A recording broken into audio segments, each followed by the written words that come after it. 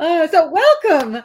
Thank you for having me. Yeah, no, it's great. A friend of mine, Lydia Gray, who's a vet, she heard about you and she's like, you have to have this woman as a guest. So Oh, neat. Well, thank you to her. Yeah, a brief intro, and then we'll go. And it's very informal, and I ask a lot of questions. And great. Okay. Hi, everybody. I'm Wendy Murdoch, and this is Webinars with Wendy. Tonight, our guest is Ferrin Peterson, right? Yeah, right. Who is a veterinarian and a jockey, and I think a humanitarian. I think yes, on your website. So that is just, I am so fascinated to talk to you. And so thank you so much for joining me tonight. You're welcome. Thank you for having me. So just like, how does someone become a veterinarian, jockey, and humanitarian? Maybe you have to start from the beginning. Sure. My mom was a horseback rider, so I grew up with a horse. And since I was a young kid, I talked about wanting to become a jockey. And didn't have any racetrack connections in my family. So I decided I would pursue vet school and become a racetrack veterinarian. And then at the end of undergrad, I became really interested in doing mission work with horses and livestock, because I had friends that were doing Doctors Without Borders and Engineers Without Borders. I was attending Cal Poly San Luis Obispo as an animal science major, but I didn't know of any programs out there for vets. So I talked to one of my professors, and she was connected with this group called the Free Burma Rangers, and they use pack animals to bring supplies through the jungles in Myanmar and take them to refugees. And then when we go out to the villages, there are water buffalo, pigs, chickens, dogs, cats. So I was still just in my final year of undergrad. So I did a 2-week trip over Christmas break, and since then I've gone back 2 more times and really become connected with the people, the main leaders of that organization who go to provide other sort of relief work to the villagers.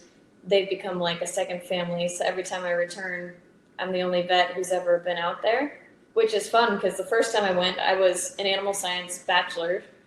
Then the second time, I was in my 3rd year of vet school. Then I went this last year, and I was finally an actual DVM. So it was fun for them to see my progression, but to get that kind of experience and realize most of it is just showing people basic animal husbandry and cleanliness and, diet for horses. They need fiber. They can't be eating just ground rice hulls. So things like that were pretty basic to teach, but you sort of realize all you need to do is take a step back, observe the animals, have a relationship with the people, and I'm working with a translator. So it's just such a unique thing to get to do. So that started before vet school. And then during vet school, I wanted to get a lot of hands-on racetrack experience. So I was doing summer internships in Kentucky, and then I was working at a thoroughbred breeding farm. I was attending UC Davis, and there was a farm that was 20 minutes away, and I was doing full watch and working in the breeding shed. And then they had a small track on the farm, and they would start up the 2-year-olds there and then send them to Golden Gate Fields, which was an hour away in the Bay Area.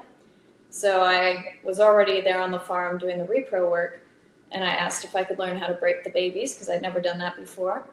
So that was how I started. And then got my exercise rider's license, which it takes a lot of work just to become established, being able to gallop a horse around a racetrack. But then to become a jockey took probably 5 months just to learn how to breeze a horse at full speed, how to break out of a gate. You just have to work through all the steps and get on enough horses that the senior jockeys and the outriders, who are the pony people who catch loose horses and are kind of like the police of the racetrack, they sign you off and say, okay, they're a competent rider. We trust them on a racehorse. So I remember when I was entered on my first racehorse and got the text that I was in a castration lab monitoring anesthesia on a horse. And I'm like, oh my gosh, I'm in my first race this weekend. So I would just ride races part-time on the weekends, which was great. It took about, I think, 2 months to win my first race, and it was on a Sunday. And I remember everyone, when a jockey wins their first race, the other jockeys greet you when you come back to the room with ice buckets and shaving cream and that sort of thing. So they're all saying, well, how are you going to celebrate? And I go, I have a surgery exam tomorrow because it was my third year of vet school. I'm like, I'm going home to finish studying. So it was a really interesting way to balance both. I remember just bringing textbooks in, and I would have races that were hours apart. So I would sit in my own jock's room, which was nice because I was the only female jockey. So I had a lot of privacy, and I'd just study for my exams, then warm up, go ride my race, then have a few hours off, study for my exams. And it was wild, but it gave me a lot of ambition and reminded me why I'm going through vet school, which I think we all need when you're just in the trenches of vet school and going, okay, where's the light at the end of the tunnel? Oh, this is it. I actually get to work with horses. I get to be on their back still, which was always important to me to never lose the riding aspect, because that's just always been a huge part of my life. I mean, there's just so many things to unpack here. Okay. Do you mind my asking how old you are? 31. Oh, wow. Okay. So I graduated in 2019, right before COVID. And you juggled vet school, learning to be a jockey, being a jockey, and traveling to foreign countries all at the same time? Yes, correct. Okay. And so you're brilliant. I don't know. I've always enjoyed having a lot. I find it brings balance. If I'm frustrated with vet school, then usually horse racing is going well. And then if horse racing is a struggle, then usually something goes well in vet school. And so even now as a vet, it's like, that brings me up in the weeks that I have more frustrations at the racetrack. And so it all just keeps me very even keeled. And in undergrad, I was on the Division I track team, and I brought my horse to college with me. So I was used to having that. So for me, I need physical exertion to keep me going. If I just study, I would have friends who could cram and study for 10 hours in a day. I couldn't do that. I'm not a crammer. So at least when I studied, it was, 2 or 3 solid hours, and I wouldn't let myself get behind. So that's just always been the way that operates best for me. Okay. Well, they do say that exercise improves your learning capacity. Yes. Yeah, there you go. I've proven it. So Lydia's here, and she wants to know what track you started racing at. Golden Gate Fields, and that's in the Bay Area by UC Berkeley. They're actually just about to close the track at the end of this year. So I'm glad I got to get my start there during vet school. Yeah, discipline. Yeah. So, okay. So now, how many female jockeys are there? And are there any other female jockeys that are vets? There are no other jockeys that have been vets. I've known of a few vets who were jockeys first and then went to vet school. But there's never been simultaneous vet jockeys. So that's been pretty neat, because it wasn't obviously my initial plan. It was just, I want more experience. I want more credibility. And so if I can tell people I've breezed racehorses, then as a racetrack vet, I'll always have a bit of credibility from these trainers. So that was really more so how I went into it. As far as female jockeys, the thing is, it's starting to pick up in the last few years around the country. But what people notice is that the females are always stuck riding at the low-level tracks and in lower-level races. So I think the general belief is that with the pressure being high and the stakes being higher, that females can't really, live up to that pressure and perform at their optimal. And there's always the thought of females aren't as strong as men. But to me, horsemanship and just cooperating with a horse and getting an animal to try its best for you is the most important thing, because when we have to weigh about 115 pounds and you're on a 1,000-pound animal, you're not going to muscle it. No. When it doesn't want to run. No. So how tall are you? 5'4". Oh, you're the same height as me, but you're a lot. Oh, okay. So you could have been a jockey. No. I'm Scottish descent. I do not have the body type.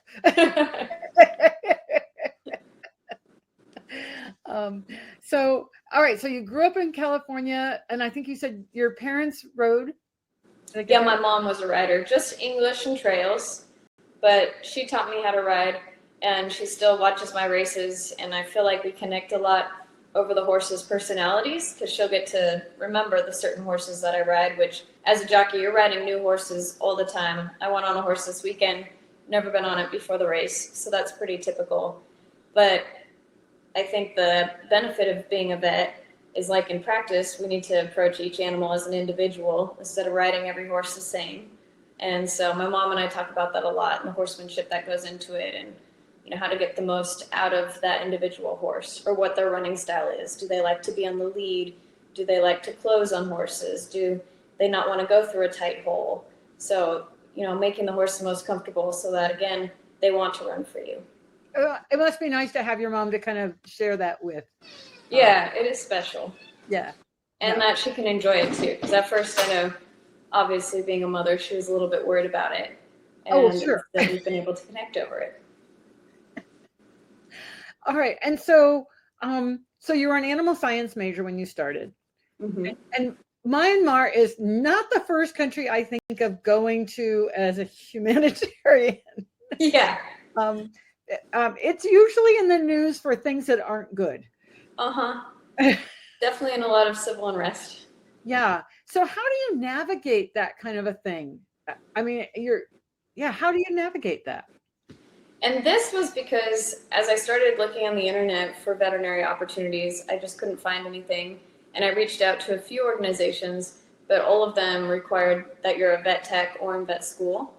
And so I wasn't there yet. So that's why I reached out to my professor.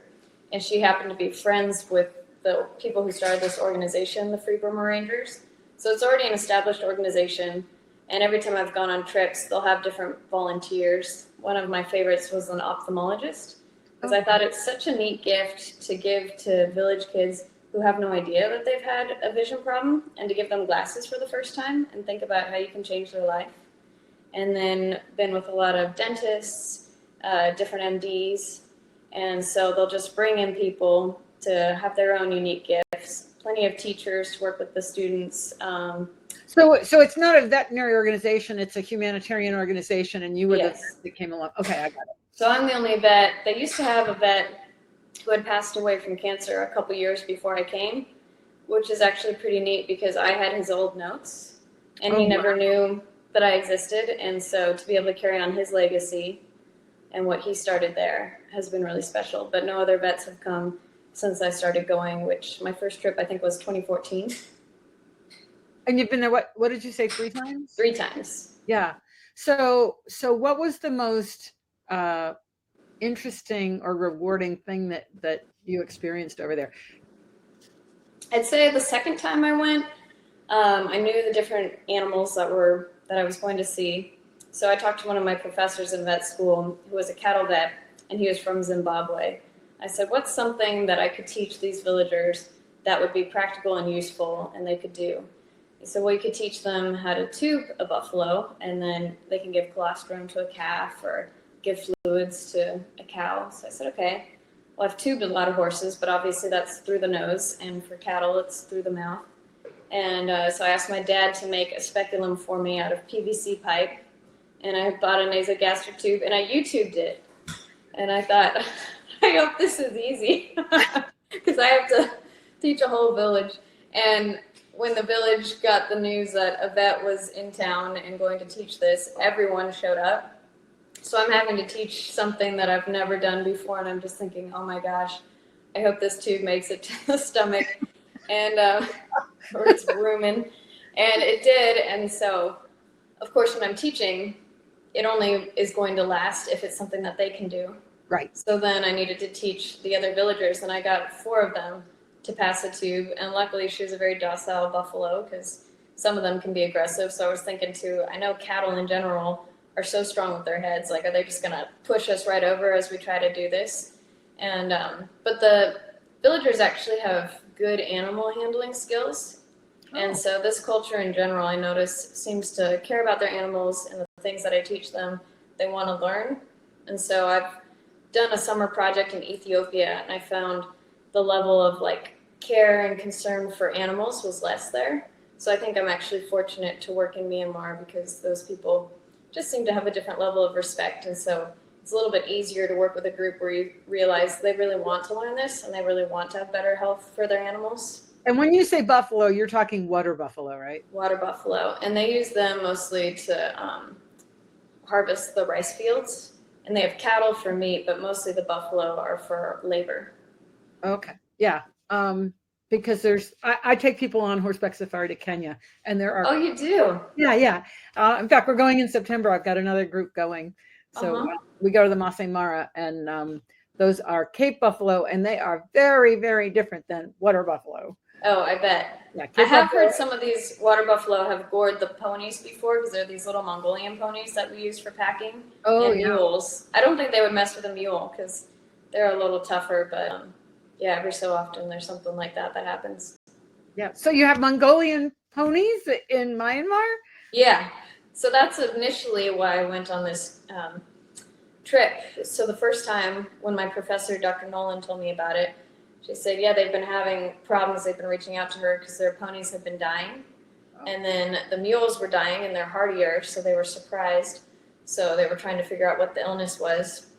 So I was feeling very underqualified to go travel outside to a developing country for the first time for me, and not being a vet. And my professor was initially going to join me, but then she wasn't able to.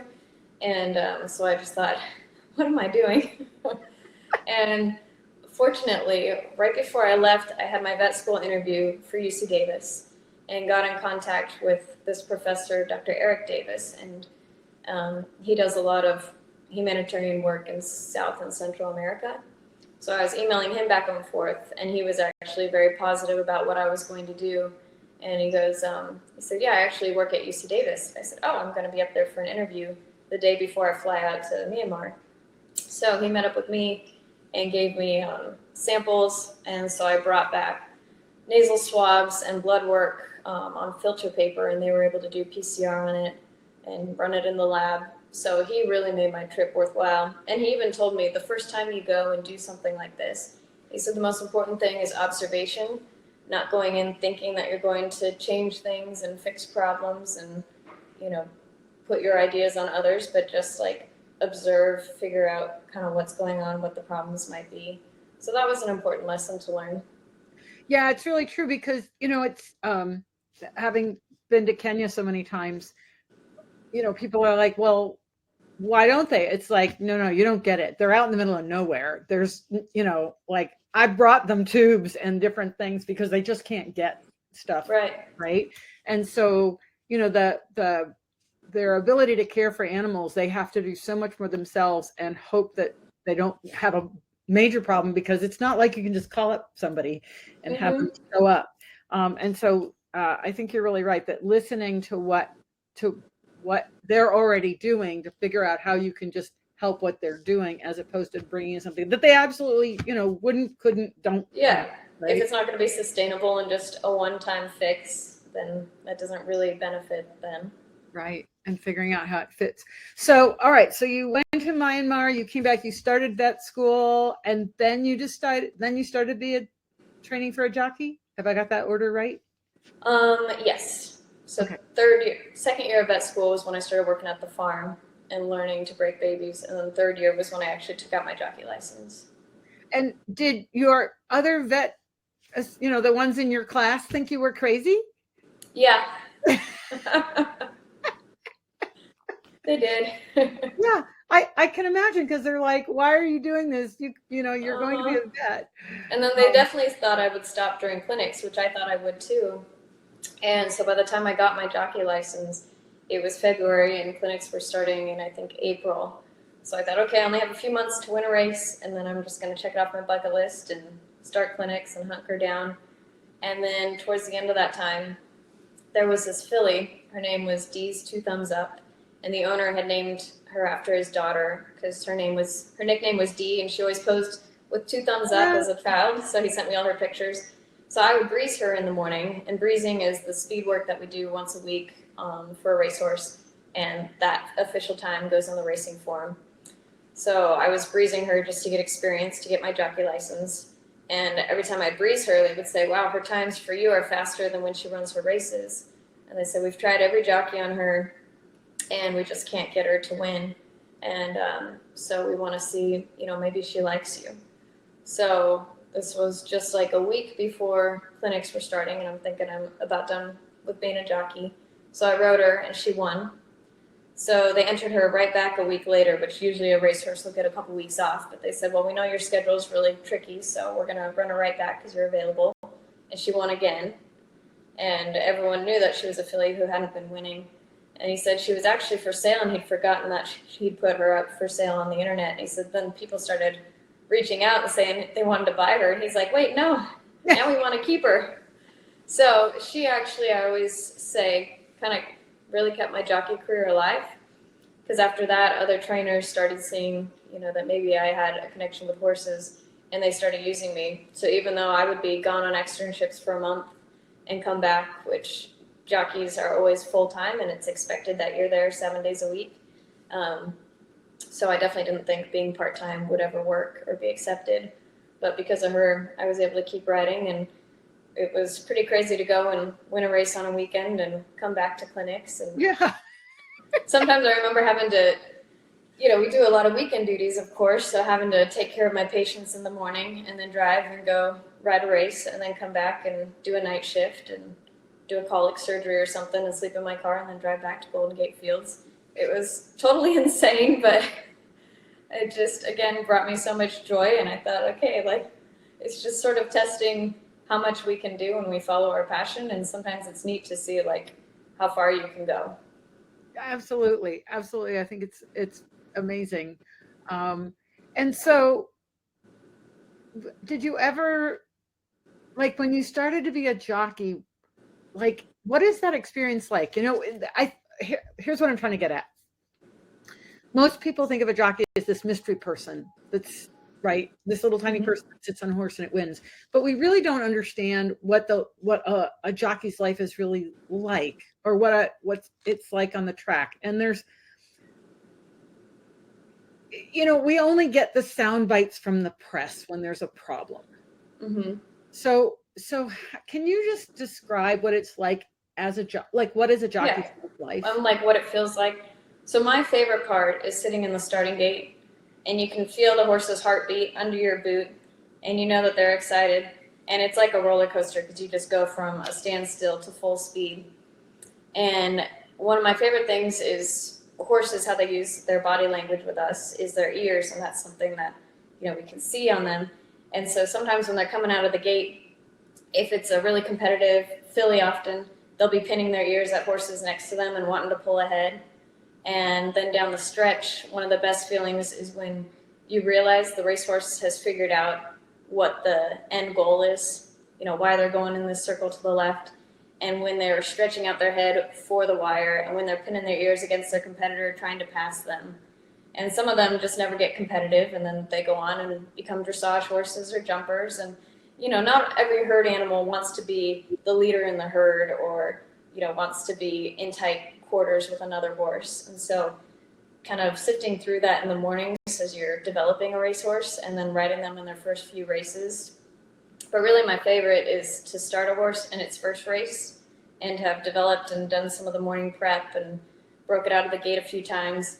And they're usually kind of a deer in the headlights and pretty calm because they don't know what they're about to do. So it's really fun to take them behind the starting gate and think, okay, you have no idea.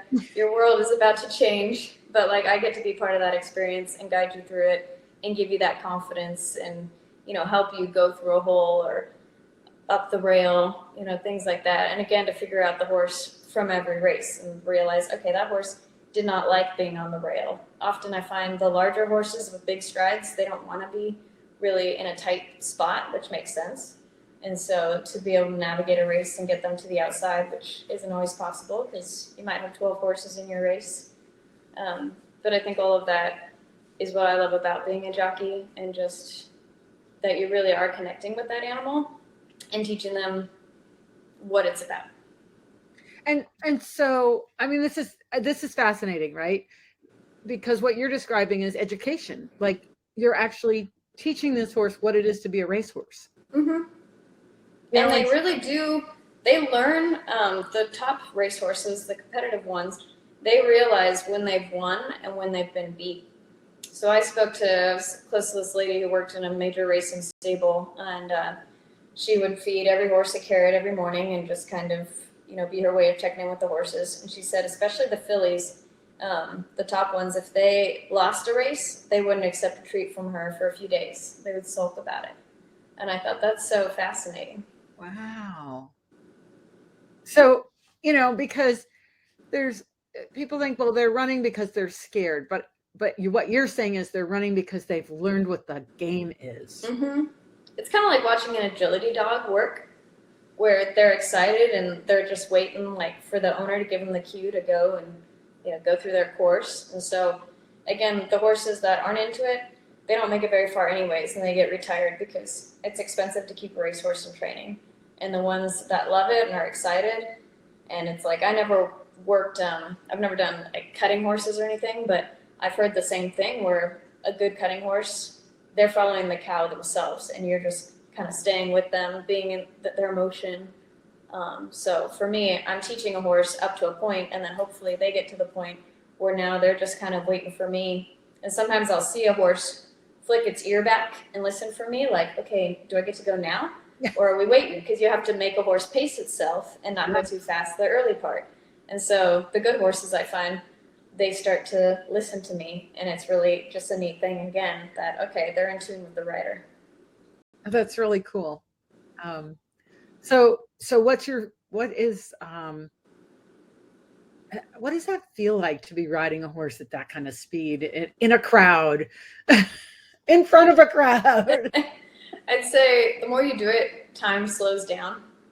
And now I can feel the little things between me and a horse, and the small connection, on the reins, things like that. I can even look for their eye. So I find the more I do it and the more that I can just keep myself kind of in the zone, the more subtleties I can pick up on my horse. And dressage is my background. So that was always important to me, to do as little movement on a horse, but use my own balance to get the horse to carry itself well. So I always think on a racehorse, just like dressage, we want them to push off from behind rather than pulling from the front, because that's where they're going to get their power. And when they're tiring in the stretch, if they've been pushing off with their hindquarters, they're going to have that little bit of extra to finish. And so for me, if I can use my weight and use my reins on like a longer hold, things like that, and teach the horse to reach down and lift its back, then all those things I find help make those differences down the lane. So that's something that I've used a lot, is that dressage background. Wow, that's interesting. So let's talk about being a vet. Mm-hmm. which first of all, there's a lot of conversation now about how many fewer large animal vets there are. Right. It's a tough job. It's expensive to get through vet school. And but it's something, and we all need our horse vets, right? We really do. So how are you balancing your I guess I have a bunch of questions, but how are you balancing your time as a jockey with your time as a vet? Yeah, in the winter I have more time because we race 4 days a week. Right now we can race up to 7 days a week, and so the spring and summer get really crazy, but every week's different. So some weeks I'm just, maybe like this week I'm racing 3 days and it's more races on the days, so then I have more time. The nice thing is, being in Lexington, there's several large equine clinics, and then I know a lot of practitioners as well. Is that where you are now? You're based in Lexington? Yes. So okay. Yeah, so I can scrub into surgery anytime I want, which is great. And actually, there have been 2 horses I've won with this year that in the fall I did minor surgeries on them. And so I got to have the first wins on them, which is so cool too, because I think when you see an animal under anesthesia, it's such a vulnerable thing for them, and how you take the personality into account when you're thinking of your anesthetic protocol and how they're going to be induced and how they're going to come out of it. So knowing that horse under saddle and then being able to see them in a clinic environment and just having that extra bit of insight when I'm, explaining the personality of the horse to the tech. So that's been really special. And then after vet school, I became certified in acupuncture because I always have believed in integrative medicine. I have it done on myself. And just, again, the Chinese medicine way of thinking, I like looking at each horse as an individual and looking at the personality and putting that as part of my clinical approach. And so I found when I went through my acupuncture course, it really worked on that side of developing me and not being too black and white in my thinking. And so it challenges me again when I'm riding my racehorses, instead of just getting monotonous and riding horse after horse, but thinking, okay, how is this horse different? And, you know, how could I get the best out of this one? And then there's some good acupuncturists and chiropractors out here. And I don't necessarily plan to get my chiropractic certification, at least anytime soon, but just developing the feel. So I'll go around with her, and she actually works on all the top breeding farms in Lexington. So we get to work on American Pharaoh and Justify and horses like that, which is pretty amazing. That's really awesome. Yeah, I actually got my master's degree at UK, and so I used to work the sales and a long time ago. Versailles is where I live. Oh, Versailles is where you live? Yeah. Oh, wow. Okay. So you're racing then at Keeneland, or? Yeah, Keeneland's only 2 months out of the year. So as jockeys, we move around. So we have Churchill Downs, where the Kentucky Derby is, of course, and Ellis Park is going on right now, which is on another side of the state. So we move around a lot. So how do you balance getting to the races? And what, I guess my question now is, what is your specialty in veterinary practice at this point? Are you right now, just because of how chaotic my schedule is, I just go into surgeries because the caseload is amazing. And the surgeon I work under, Dr. Bob Hunt, he does orthopedics, soft tissue, he does colic, emergencies. And being in Lexington, you see plenty of emergencies between the foals and the weanlings and running into fences and dystocias and just things where I'm like, oh, I read about that one time in vet school and I never thought I would see this. And specialty surgeries that come in, and then they'll fly in specialty surgeons to work with Dr. Hunt on it. And I remember last year doing a rhino's, and they were straightening it out. And so Dr. Hunt was like, okay, come over here on this end and we're going to take out a rib. And I'm like, what do you mean we're taking out a rib? And they use a piece of rib when they straighten out the nose to put in that shorter side and add the bone there. And they're going to publish that soon. So now I get to be published in there. And so it's just, I'm glad I showed up that day and didn't have a race. Yeah, really. How did you wind up in Lexington from California? I moved to the East Coast and was racing out there. And I was working at a small animal practice for 2 years in Staten Island, which I never thought I would do. But it was COVID and I could not get an equine job because the breeding farms are going, well, we don't really want to breed thoroughbreds right now because we don't know what's going to happen with the industry. Yeah. And then I don't work on the racetrack because I don't want a conflict of interest. And then it was just hard to find a part-time equine job, whereas there's much more relief work, of course, in small animal medicine, which again, I think is why more people are open to working as small animal vets. So I did small animal practice for 2 years, just part-time, so I was there probably 3 days a week. And that's a lot of what made me want to go to Kentucky. Is I enjoyed it and learning new things, but I thought, okay, I've always wanted to be an equine vet. And if I move to Kentucky and ride out there, I know it's tough to get going as a jockey out there, but if I'm in Lexington, those vets are so overworked. There are more horses than you'll ever have vets for. Yeah. So I figured for sure I can find my niche out there. And then I did. Awesome. Awesome. So let's see. Somebody's saying the best pizzas in Staten Island. Oh, yes. I miss New York pizza. So Lydia's asking, I want to know what your exercise regime is and what you eat. Oh, okay. Yeah, so I don't get to eat a lot of pizza. But let's see. I eat a lot of fish, lean protein, veggies. So I try to stay pretty strict on my diet. I can have desserts and cheat days here and there and such, but I like to keep my weight, down so that I don't have to worry about sweating it off.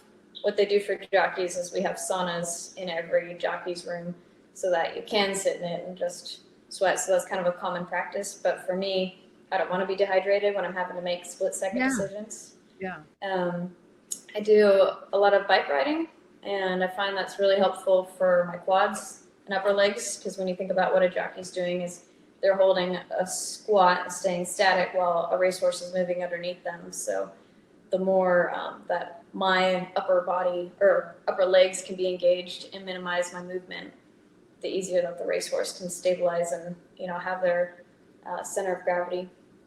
And then I do boxing, and I find the motion. You're just like, do you have any free time? This is how I use my free No, time. you have no free time. I know you have no free time, and I doubt you have a husband or a boyfriend. No.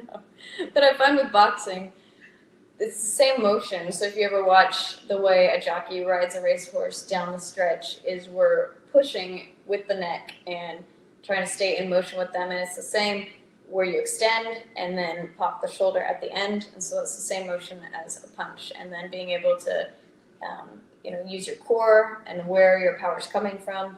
So that's how I do all my cross training. I figure if exercise has to be a regular part of my routine, it has to be things that I enjoy. And I really enjoy cycling and I enjoy boxing. Yeah, but like what I've always told my students is that they need to do things that are related to the riding. And, so many people I see that they do workout routines, but the workout routines aren't in relation to the riding. And so then they struggle with the riding because muscles train so specifically. For sure. And what you just described with the punch is like, I don't know if you know anything about me, but, I've been teaching riding for over 30 years, and it's getting riders to actually, what I say, push on the neck as opposed to pull back. You've got to push on the neck. Right. Then you're not taking back on the horses and you can still have a contact. And so that's very interesting. I had never thought about the connection between a boxing punch. But yeah, that makes all the sense in the world. Yeah. All right. So Carol's asking, what do you think about the problems with horses breaking down on the tracks now, especially since you've been at Churchill? Yeah. Luckily, I've never had to experience that personally. And so it's hard to say what exactly is the common denominator. And if it's weather patterns, I was at Santa Anita when they were having problems, and that was after a high amount of rainfall in Southern California that winter. And then, so there's always going to be multiple variables. Sometimes it's hard. It seemed like at Churchill there were different types of injuries. And so sometimes it's like, is it just an unfortunate storm of events? The good thing to me is that it's causing change. And so as much as I don't want a horse to ever be injured or lose its life to have to cause change, but at least it's a wake-up call. And so they're starting to improve their protocols and really think about, a horse is traveling that quickly. Certainly all equine disciplines have their range of injuries, but, it's different when you're going that fast on thin legs. And so really how we can better prevent that. So, this leads into a whole nother level of discussion, but listening to you, you're describing racing as something that the horses that you're riding and you have figured it out, and it's something that the horses like doing. I mean, so many people believe that the horses are being forced to do this, but anything that's going to excel at its sport has to like being a weird word, but like to do it. And there are some horses that just don't. I've seen them come off the track and they're packing a 5-year-old kid in 2 days, right? They just didn't want to run. But other horses, sometimes they call them war horses, but those horses actually want to run. That's why they've lasted that long. Yes. So can you talk a little bit about these horses that actually like, operative word, racing? Well, I guess one of the best examples I think of is Zenyatta, and she would have this strut when she'd be warming up. And I've ridden a few horses like that where the first race, again, they're just sort of deer in the headlights. And then after that, they start having this prance and this strut to them, and they're coming out, and all of a sudden they know that they're a big deal. Or I love checking in on the horses the day after a race if they've won and asking, how did they come back? And sometimes I'll go and look at them and they'll be laying down in their stall, and I think, oh my goodness, that horse gave everything for me. And that's a really neat thing to see. And then sometimes they're really perked up and they're like, that race seemed to wake them up. And so it's cool to see how they come out of it, because most of the time the horses that win come out with this new sense of confidence, and their training, all of a sudden they wake up. Because some horses, they're a little bit dull in their training or lazy, but it seems like once they've won, all of a sudden they're grabbing a hold of the bit and they're going out to the track with this new pride, which again is not something I would have thought, but it makes sense, because when you think of dogs dogs want to please their owners, and they want to, these agility dogs, they're bred for it. And so, thoroughbreds, we've been taking these champions and breeding them to each other. So there has to be this competitive drive that's built into them. And certainly sometimes they lack it. Sometimes you have this perfect breeding and you can't get anything out of the horse, and it's very frustrating. But again, that's the thing, is I've been on plenty of horses where I know I can help a horse win. And I know if a horse doesn't want to try down the stretch, there is nothing I can do on that 1,000-pound animal to make it. So how do the horses feel that you ride that come in second or third? It's funny because I do feel like once they get passed down the lane by another horse, it's almost like their wings are like deflated, and you just feel this sort of like heaviness to them. Whereas if you're spotting a horse in front of you and you see it tiring and you know your horse is going to be able to pass it, but you're just trying to get that horse to rate a little bit more and wait and save their energy so that they have this big kick to pass them. And if you can time it just right like that, you just feel your horse feel like it's running on air. And I think because I ran track, I know how that feeling is, where you're getting tired, and if someone just flies past you, it's like your legs just turn to lead. And if you fly past somebody else, it's just so psychological what it does to you and how much faster you can run and just the confidence it gives you. It's so interesting that you have that experience of running track, because there's so many parallels. Yeah. And you're describing those parallels, and this is where we're all mammals, and so we have the same nervous system. Yeah. Right. And Right. so it's fascinating to hear you validate the fact that, when I ran track and I felt somebody go by, my legs felt like lead, and I'm on a horse and it feels, it's the same thing, that there is a competitive drive. Some obviously have it more than others. You obviously have quite a bit. And there are some horses that if they go eye to eye with another horse, it really gets them aggressive and they want to pass. And other horses, you go eye to eye and they're like, I'm out. Yeah. And so again, those are the horses that they just don't have that competitive spirit. And the other ones, it's like, oh, they've just looked at competition in the eye. Now they really want to beat this horse. And so it's fun to be on their back and just feel them grab the reins a little bit tighter, and okay, they're going to dig in and they're going to give me everything they have. Whether it is a winning effort or not, they're at least not going to quit before the wire. The other thing with running track, because I ran the 4x4, we did so much training of braking, getting out of the blocks as quick as you can, but then along the backside, all this training of breathing, how to use your arms and your shoulders to relax. And that's a big part of what the rider's supposed to do, is get the horse to relax and save itself. Because again, if they're going at a full sprint the whole way around a racetrack, they're going to have nothing. And I know that feeling in my glutes and hamstrings in the 400, where it's like, oh my gosh, I went too fast. So learning that pace and just learning techniques of how we can relax our bodies or change our breathing patterns, especially if I'm on a nervous horse in the warm-up and going to the gate. Maybe if they've had a bad gate experience and all of a sudden I feel the horse getting nervous, and they have great memories, so a bad experience they'll remember. And I can control my thinking and my body language and just get a little bit softer, just a little bit instead of sitting up straight, let myself slouch a little bit on the horse and things like that, just to help the horse feel what I'm feeling. And I've always found that, they really take to that well. And so again, sometimes a racehorse, the first time they maybe have ran a long distance race, if they've been sprinting before, they want to go out too fast. And so it's hard to teach them, no, you have to come back, you have to save yourself. But then the next time out, maybe if you get to stay on the same horse, you've taught them something and okay, now they know that we're going further. Now they know they can't go full speed. So, again, all these different techniques to get them to relax. Do you think the horses you ride remember you? I do. I don't think all of them do. And there's some horses that are just competitive and they'll win for any jockey. They just want to win and they love their job. And there's some horses like that filly, D's 2 Thumbs Up. And I have a horse this year that I've won 4 times with. And when other jockeys have ridden him, he's done nothing.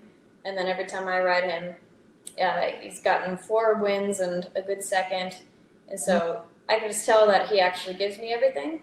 But I tell people, okay, if you've owned a dog, when you enter a room, the dog has their favorite person, and sometimes there's no rhyme or reason, and I'm surprised why the horse picks me. I love all the horses I get on, but I never know which one is gonna prefer me, and sometimes they don't run their best for me, and sometimes they fit another jockey better, and so that's an important thing, to stay humble in that way and just realize I want the best for the horse, and so if I'm not the best fit, then find the rider that is. I'm going to switch gears a little bit and ask you about tracks. Are the tracks are they flat all the way around, or is anybody actually? In America they are. In Europe they're not. Except Kentucky has one special track, Kentucky Downs, and it's just like a 7-day meet, and it's all turf and it's undulating, and it's a really fun course to ride because it's the only one like that in America. And some of the horses love it, and some of them, it's funny, if they've never trained on something like that, they're uncomfortable. And you can definitely feel it under you if they're giving everything and they're having fun going down the hill, or if they're whoa, I'm just gonna, kind of save myself. Well, the reason I ask is, in car racing, like NASCAR, they bank, all the turns are banked, and there's a mechanic, because you have centrifugal and centripetal forces.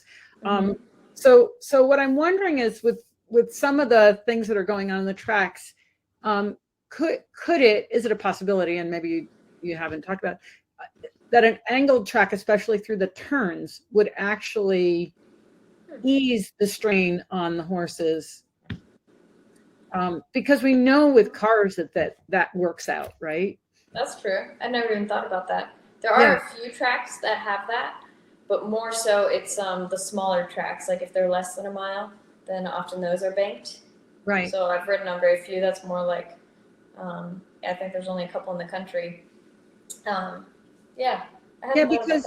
with cars and things, they're looking at all these different things in terms of gaining speed and tire wear and all that sort of thing. And in a way, if you look at a horse, you're going to have tire wear, which is leg wear, right? Mm-hmm. You've got these forces exerting, and yes, we've run on flat tracks, but I'm wondering if, again, we only hear about the bad things, but when you see something like that, I think people, how do I put this? I think a lot of people think, oh, the trainers are abusive, or the trainers are bad, or they're running horses that shouldn't run, or whatever. But I'm just wondering if there aren't other forces at work that we need to investigate to make this a safer sport for the horses. Mm-hmm. And that's what I said is what I guess is the silver lining of all of this, is that it's getting more research out there. It's getting people to realize, there have been probably a lot of ideas that have been circling, but never been implemented because there hasn't been that pressure. And so now it's okay, we have to make a change. Right. Carol's asking, do you have to train a horse to switch leads during a race, or do they do it automatically? You have to train them. And it's not the way we would train it in dressage, which bothers me a little bit, because of course we want them to learn to, use their hind end and switch.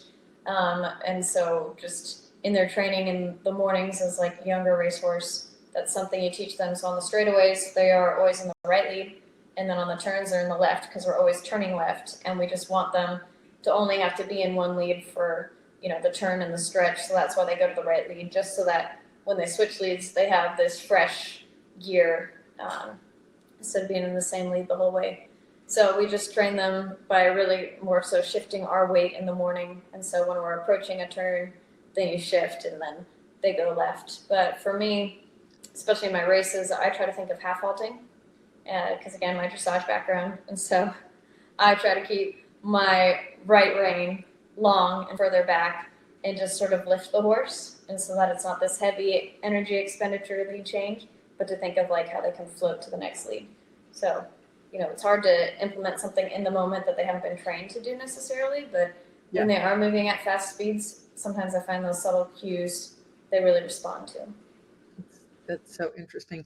So obviously, you enjoy racing, and how do you perceive the state of racing in general, and what can someone do that would be a positive influence?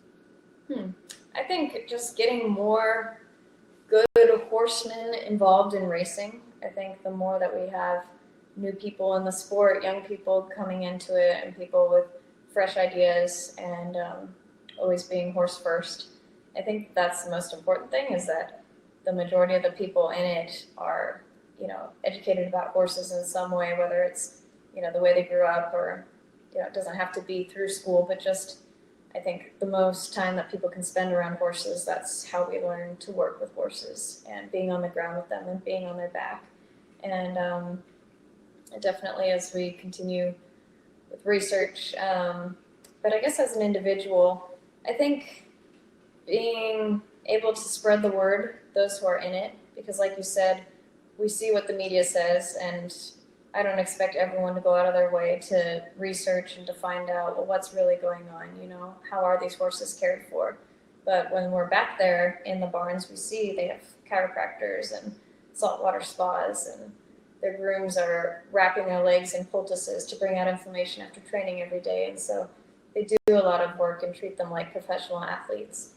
So getting that awareness out there is important. And I think the hard thing is, it is a lot of older people that are trainers and in the industry, and so they're not as into social media, which seems to be how most of us get our news these days. And so I think if we were able to promote more of that and let people really see the picture, because the media and PETA has a lot of money and power behind them, so they're going to paint a story. And again, I don't expect people to go out of their way to find the true story. And so I think those of us who are within it, it's our responsibility to let people know, what it's really about, and that the racehorses love being racehorses. Yeah. I think that that's really true, that, so often it's the negative is amplified because the good people, they're just quietly doing their jobs. Mm-hmm. Yeah, it's true. Yeah. There are a lot of good people, and they're just quiet and great horsemen, and they just want to be with the horses, but, they're not the loud people out there telling a story. Yeah. So Lydia wants to know what your 5, 10, and 20-year goals are. That is, where do you see yourself in the future, and what's on your bucket list? I guess in all those, to still be a jockey. The nice thing is there are a lot of successful jockeys in their 50s, and so it's something that, because it's such a skill and so much of a relationship, and just I guess minor details that you keep picking up over time, I think it's something that you blossom as a rider later in life. And so you start getting more opportunities on better horses. So if you guys have heard of Mike Smith and John Velasquez, and they're in the Hall of Fame, Javier Castellano won the Kentucky Derby and the Belmont this year, and he's already in the Hall of Fame. I believe he's probably in his 50s, and that was his first Kentucky Derby. That was his first Belmont Stakes. And so you just never know when the opportunity is going to come along that you get that top racehorse, and gives you that opportunity. And that's sometimes the frustrating thing, and the exciting thing about this sport is they say a jockey is about 10 to 15%, and the other 90 to 85% is the horse. And so if you're not on a horse with ability, again, we can only do so much at 115 pounds. So you don't know when that horse is going to come along that could give you that opportunity. Or, maybe you've all of a sudden found that horse and then they get injured. We're still dealing with horses. And so there are plenty of things that can happen on the path to getting to that top race. And so being patient and just enjoying the process is what's been important to me. So I don't know about 5, 10, 20-year goals, but all I know is that I'm in this for the long term, and just to keep developing myself as a horsewoman. So whether it's on the ground or on their back, I just think spending time with horses, I love it, and I learn something every day. So there's 2 questions here, and I think that probably the way to talk about it is, a lot of people are concerned that we're starting horses too young, mm-hmm. and that they're not developed enough. So how do you feel about the age, like in Europe, they start their horses later? Now, I've heard there has been research, and Dr. Larry Bremledge is a famous surgeon at Root and Riddle, and he's been one of those researchers. And so they say that actually training a horse early on and putting that stress on the bones is actually better for them. And so you prevent other injuries later. And I always think being a young athlete as a human, now I'd say gymnasts overdo it. And so I've known plenty of gymnasts who now, their bodies they just have these residual injuries from pushing it too hard. But I would say some training and getting a few races in a horse as a 2-year-old actually seems to be beneficial. And so again, I think just having the bones go through that remodeling process is important. And that's where the horsemanship of the trainer is important, to know when to back off. And of course, every individual is somewhat more resilient than others. And just like human athletes, some are really athletic and it's like they're almost too athletic for their bodies. And so they need more time off. That's like, I think of that with horses, where it's like they're so fast. And so the ones who can go faster, it's going to be more, like impact on their bones and things like that. And so you spread out their races more. So there's just different ways to address the individual. So management in terms of the amount of work that they do, the duration, the number of races, and I think that really goes back to looking at every horse as an individual and recognizing this one's ready, this one needs, because, I was so interesting. I mean, I saw Secretariat run, and when I saw Justify, yeah, I did. Wow.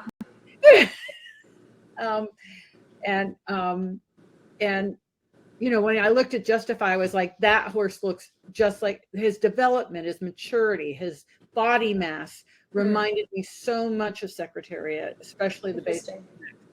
And I was like, I didn't know who he was. I just saw him. I was like, that one's going to do it, because you could just see in the development of the horse. And that's a hard thing. Not all horses develop the same at the same age. No, neither do people.